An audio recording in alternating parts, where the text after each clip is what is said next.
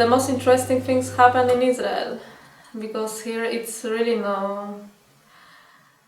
it's something very outstanding. I think that a young girl like Wexler is singing Yiddish in the boulevard of Tel Aviv, and also in the Jaffa Gate in Jerusalem. It was, especially in Jaffa Gate, was very interesting meetings. I was singing.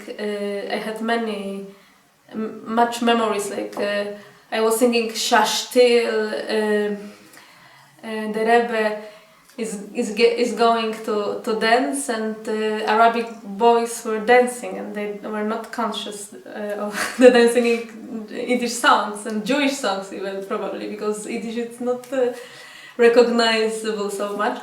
I remember some Orthodox man that he loved those, he knows those songs, I love those songs, and he indiscreetly asked me to play some specific song that he loved, but he couldn't listen openly, so he was like standing aside and watching if nobody see him.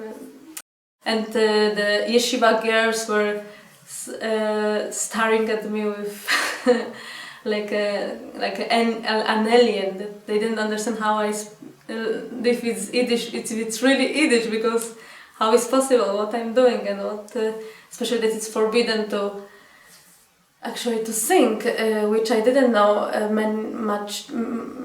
many years, and I was kind of naive, and I didn't really know all this.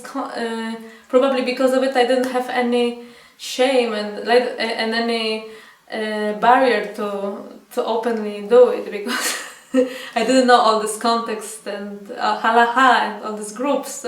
For me, it was just to sing in Yiddish that everybody can hear, and I will bring it back to Israel, and this was my aim. Actually, many people told me that they didn't hear Yiddish many years. Some people were moved. I don't know how it's possible that in Israel there is many cultural events, Yiddish cultural events, but